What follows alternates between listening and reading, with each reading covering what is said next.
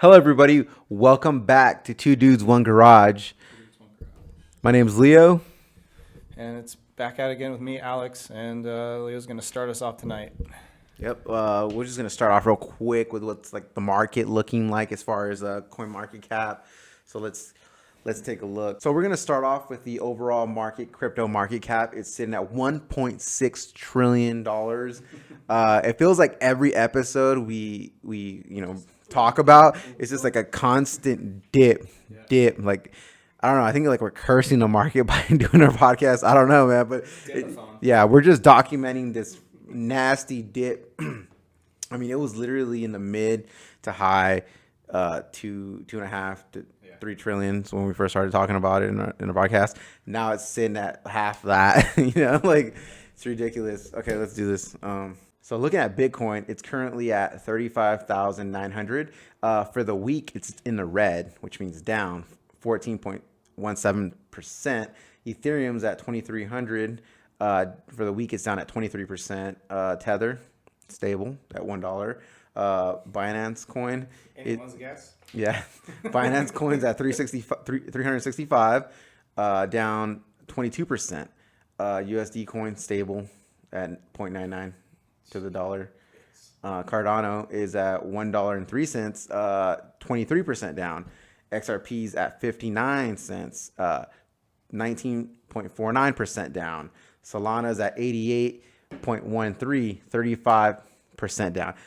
Didn't Solana hit like close to 200 not too long ago? It was 240, 260. Yeah. Right. This is a crazy discount, people. Right. Everything discounted. Everything must go. Everything's on sale. Red tags are out. Now's the time to get it. Yep. And then Terra Luna's at $57, 29.8% down today. And then I'm just going to do the top 10. Doge is in the 10th spot at 14 cents, 14.28% down. Everything's in the red.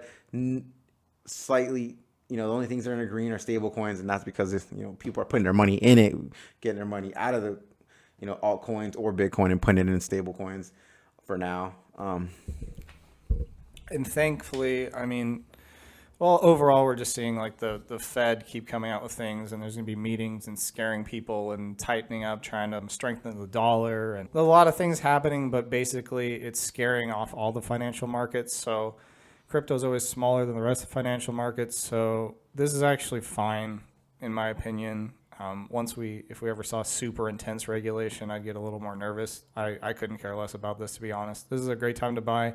I almost want to call this episode, "Can I Catch Your Falling Knife?" I don't know if you know what the falling knife is. It just keeps dropping, and like people keep trying to catch it, but it's kind of hit the very bottom twice down a lot of the prices, and then it kind of stabilized. I think Bitcoin was like at 32, 34K, and it's actually gone up a little bit. So I have seen prices over the last couple of days appreciate slightly, stabilize more so, right? So they have dropped a lot. I don't think there's any reason to be concerned. I'll say that over and over again. This kind of stuff puts me to sleep at this point. There has been more federal regulations this week, recently. A lot of people getting scared of crypto in general. We'll just have to see what happens with it and what they actually come out. There's always give and take. Oh, this is going to be huge and terrible, and that's not as bad as you think it is. People put more money in the market. So that's what I think is going to happen. I don't know. If you buy stuff right now, not financial advice, but 3-6 months or a year, I think you're going to be really happy.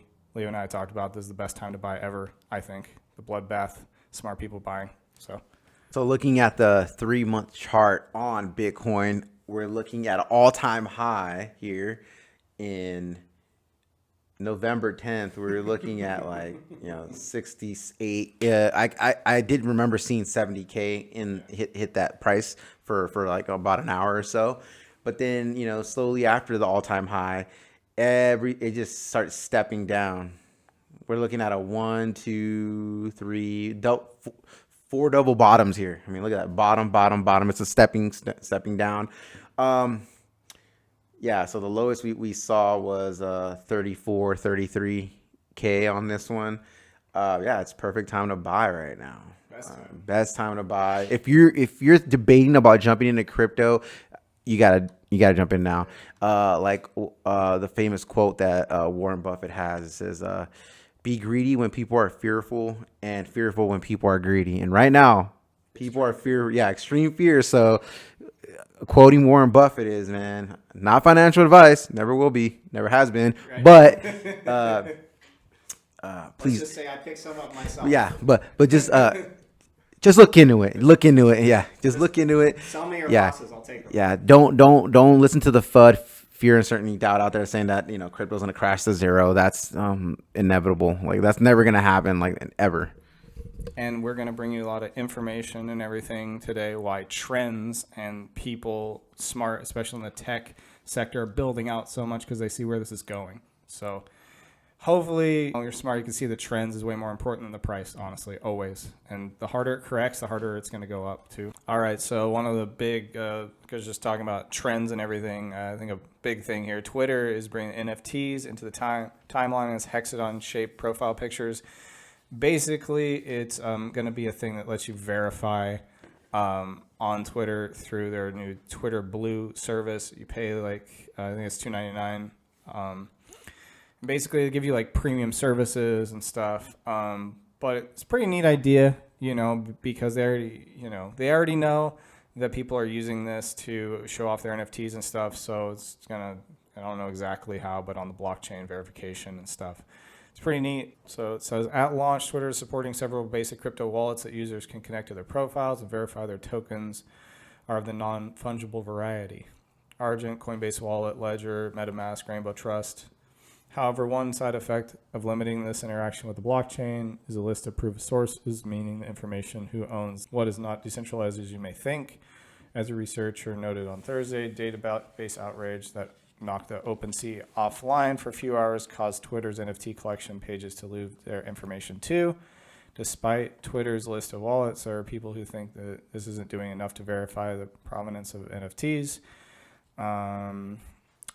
Twitter set up hexagon logo only checks to see if there is an NFT connected to the user's wallet. It doesn't check or tell viewers that the NFT is verified as belonging to the high profile collection. Like the Bored Ape Yacht Club, for example, this could go through the same right-click exercises mentioned above, meant that as a new NFT, and on your profile page, it looked identical from the person who has ownership to the verified image. So I think some of this is good. It's kind of like a crypto on-ramp to the public, more so what we talked in the past.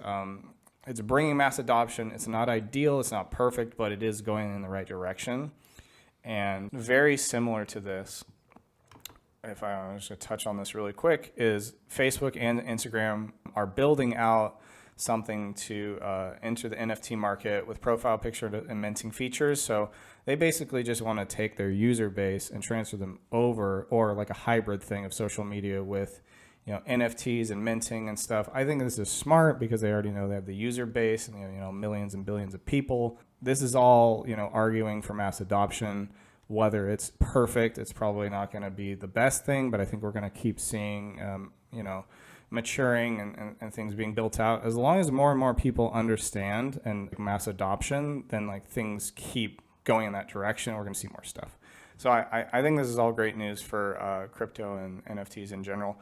What do you think about all this? This is awesome. I mean, who doesn't want to show off their NFTs? You pay a lot of money to own these NFTs, and you want to show them off to your friends and family and people around the world. Like I would do this if they were like, "Hey, Leo, you want to put your VV NFTs on here to show people what you have?" And then I would be like, "Yeah, I want to show off my my VV vault," as they call it there. It's like where you keep your NFTs in their ecosystem.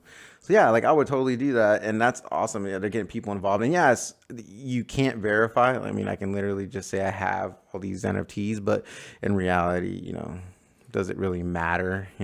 At this point, you own it. You own it at that point. Yeah.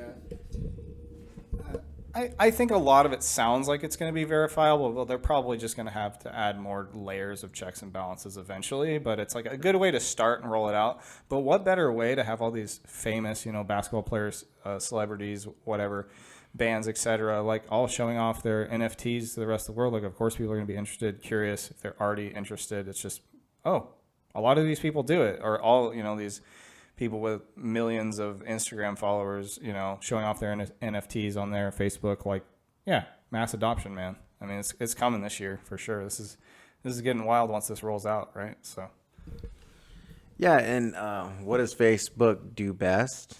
market, and this is a mass marketing. They're gonna make millions of dollars in marketing this. I mean, they're gonna charge you a premium to market your NFTs or market your, if you want to market a concert or a movie, or if you want, a special NFT of an action figure or a hero. They're gonna charge you a premium to do so. So it's not just gonna be like our user; it's gonna be the licenses that go behind it, or the artists, and things like that. So I see a lot of potential for Facebook to start, and I think this is a stepping stone to their so-called metaverse. So yeah, it's a good start. I like it. I might as well touch what we're talking about, like mass adoption on some of this other stuff really quick. Now, traditionally, I don't know if you guys know, but like Mastercard, Visa don't generally support crypto platforms. You got to like do a bank transfer, money, loan, wiring, whatever. It's kind of a little bit of a pain, but here's some big news. Mastercard strikes NFT payments deal with Coinbase amid the wave of new recent crypto partnerships. So basically, it's not completely everything on Coinbase, but it is a part and some of the NFTs. So, it's a good sign. I think both parties see it's like, it's in their own best interest, and Mastercard's coming around a little bit. And Visa's doing stuff on the blockchain. So, yeah, we like it. Mastercard says Tuesday it inked a deal with Coinbase, and latest in its recent flurry of partnerships between payment and cryptocurrency giants. As a part of the agreement, Coinbase customers will be able to use Mastercard credit and debit cards to make purchases on crypto's exchange upcoming NFT marketplace. Coinbase unveiled late last year's plans to launch the platform for minting and buying non-fungible tokens, which has exploded in popularity over the last 12 months. But teaming up with Mastercard, Coinbase executives say they're looking into reduce friction into the NFT buying process. Right now, that often requires customers open a crypto wallet, buying digital currencies, then spending those on NFTs on the online marketplace. Mastercard, meanwhile, said it's looking to help to expand consumer choice on how to pay for NFTs. Getting more people involved safely and securely is perhaps the best way to help the NFT market thrive. As it does, Mastercard sees even greater potential for NFTs underlying tech to go far beyond art and collectibles into many more areas. Mastercard's guy said. Mastercard, one of the largest credit card companies, has been on the crypto partnership spree recently. Mastercard announced in October that it's teaming up with, I don't know how to say, Bucket, to let banks and merchants in its own network offer crypto-related services. It's partnered up with Gemini, BitPay, Mintable, and others. Rival Visa has also been equally active in the crypto space. The company has more than 60 partnerships in the space, including one with Coinbase. And then Mastercard's like talking about it too with stable coins. So there's a lot of mass adoption, pointing to mass adoption. And then the last thing for huge adoption, Walmart is quietly preparing to enter the metaverse. I thought this was kind of crazy. Walmart appears to be venturing into the metaverse with plans to create its own cryptocurrency and collection of NFTs. The big box retailer filed several new trademarks late last month to indicate its intent to make and sell virtual goods. In separate filing, Walmart said it would offer users a virtual currency as well as non-fungible tokens, NFT. And it's kind of hard to say if they're just trying to get on the trends or they're like really serious about it. I think it's probably a mix of both for all these companies. It's like, well, just in case we miss the boat, let's get on it, right? If people think this is cool, we'll do it, right? And they want to. So this is the very end of the year, December 30th, 2021. Google also said they're looking a lot into like crypto, and so I think there's going to be a bunch of announcements about that. There's something here saying that forming blockchain unit and looking to partner on crypto. You want to talk about this? All right. Let's go back to the Visa or Mastercard. I'm sorry. Yeah. So talking about Mastercard with partnering up with Coinbase. What I see here is straight up, you have money on your Coinbase account. You don't want to wait the 3 to 4 business days to get your money into your checking account. So they're going to pretty much offer you an ability where you can get a gift card, a Visa or Mastercard gift card, and you're going to be able to buy things and like immediately get cash liquidation to buy things that you need.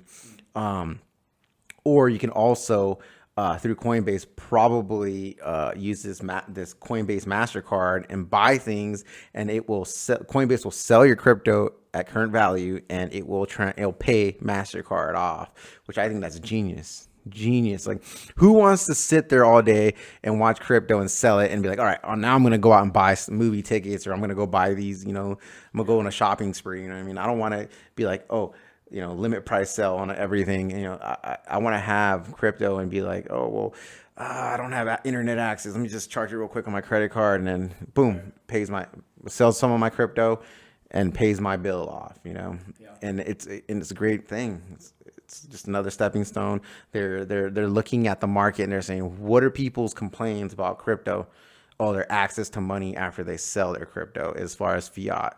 So that's really good. And then we can go back to the Walmart. Yeah, Walmart NFTs. This is one of those things where NFTs are hot. NFTs are super hot right now. I never saw NFTs being this hot.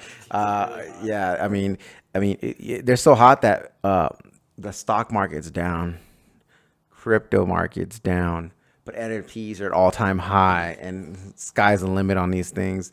So yeah, obviously they see a trend, they're going to jump in on the trend. They're trying to market to their mass amount of people that they have. Like Walmart's, they're everywhere, and when they see an NFT banner in a Walmart, they're gonna be like, oh, what is that? And that's when they're gonna take advantage of. They're gonna take advantage of the people that don't know what NFTs are, and they're probably gonna educate them and get them going as far as their NFTs. And then they're gonna be like, well, okay, Walmart has NFTs. What's this Bored Yacht Ape Club?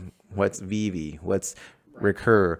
What's this? What's Immutable? And then that's what, you're gonna get into the rabbit hole. Yeah. So that's genius marketing. Yeah. And then, go ahead. Just to touch on this real quick, I think for a lot of us that are already in crypto and we already own stuff or like projects, Walmart's cryptocurrency doesn't appeal to us, but it will to the masses that like people that don't know about it. And it's a way to get their feet in, and kind of look around before they start to get in more. Or maybe that's like a good enough level for them. It's like, okay, cool, just touch. Okay, crypto, I've done it now, and then they're out, but they hang out in Walmart crypto. So yeah. Yeah, get your Walmart or that rolling back prices guy, the rolling guy, rolling. Oh. Anyways, so now we're at the Google's forming a blockchain unity to looking to partner up with crypto. Yeah, so that's another thing where Google's trying to do the whole like social media or like the whole internet pay. PayPal's doing it, Venmo's doing it, everybody's doing it now. Everybody's on the boat. You know what I mean? No one's missing a train here. Everyone looks at it, they're like easy money. We have Visa, Mastercard investing in it. We have financial institutions investing into this.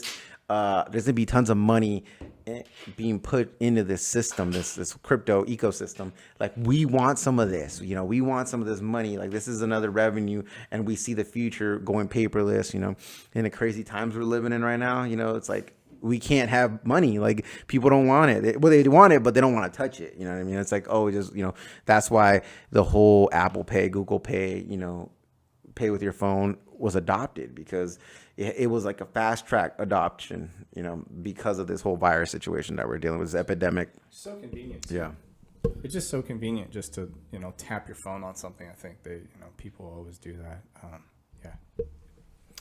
Yeah. It's so early right now. Depends on when you jump in, right? Like for me, I feel like it's early, but for someone that's been doing this since 2017, they're like, man, I've been in this for a minute. It's not early anymore, because, guess what? Like, my friend Alex said a while back in the other episodes, Ethereum was $80. Now Ethereum is $4,000. Like, I wish it was at $80, and I wish I would have known it hit $4,000. I would have put my whole life savings into that and been a multimillionaire by today. But we don't know that. We invest what we're willing to lose. Not financial advice. Just invest what we're willing to lose.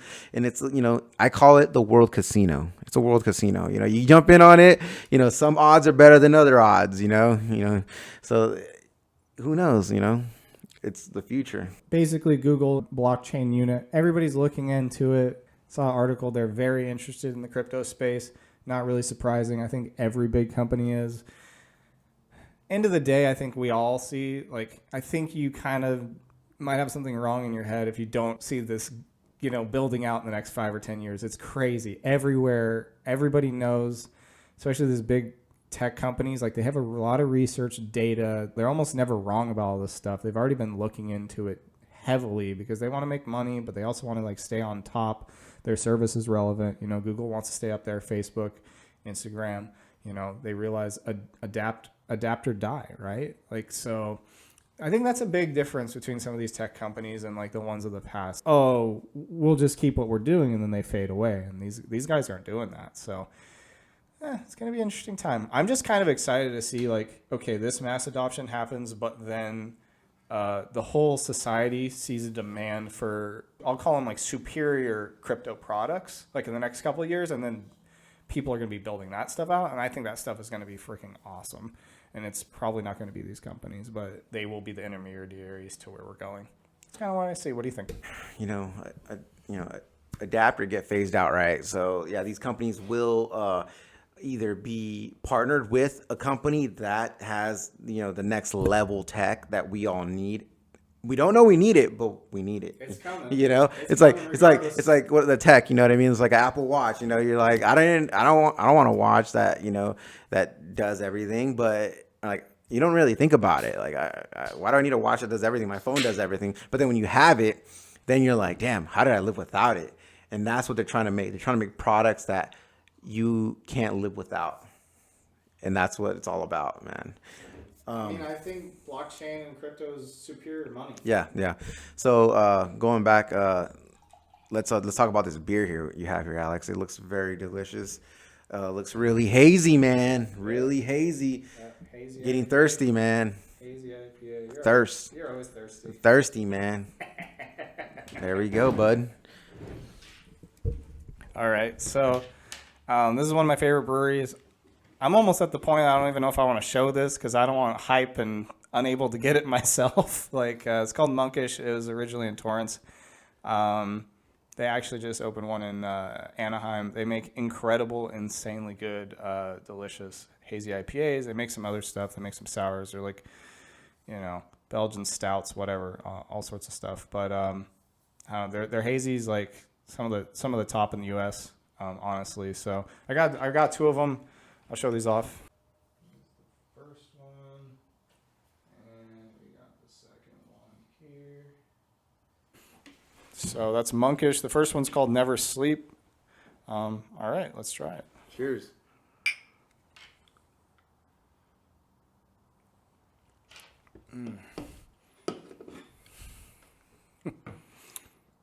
These things, they're super smooth. A lot of like IPAs. This is actually a double IPA.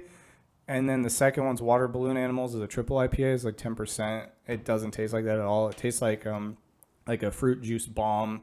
Very little bitterness. It's very sweet going down instead of like that traditional West Coast IPA. It's really bitter, piney on the back end. It's more fruity, orange juice. Yeah, it's awesome.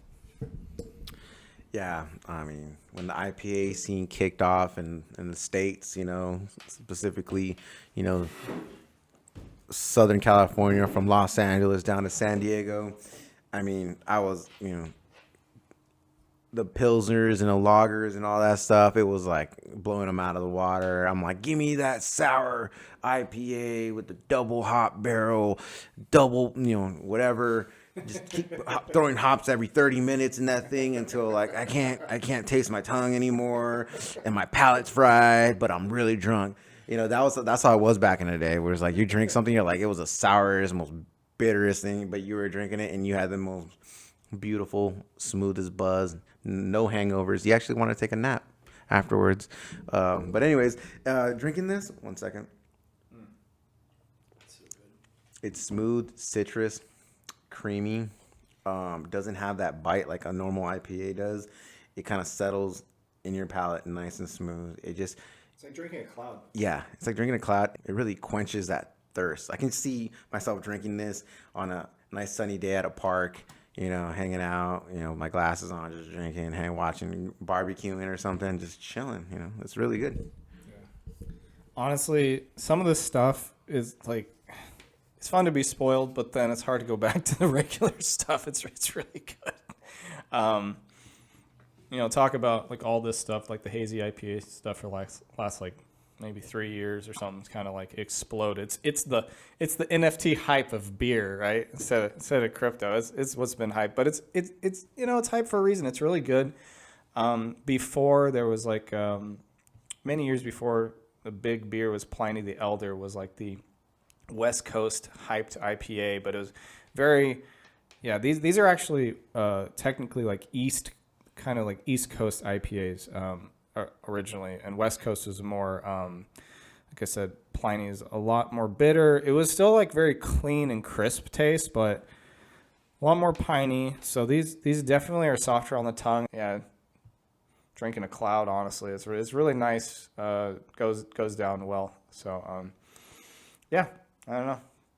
If you guys are around, definitely check out Monkish. You will not be disappointed if you like hazy IPAs. They are amazing. So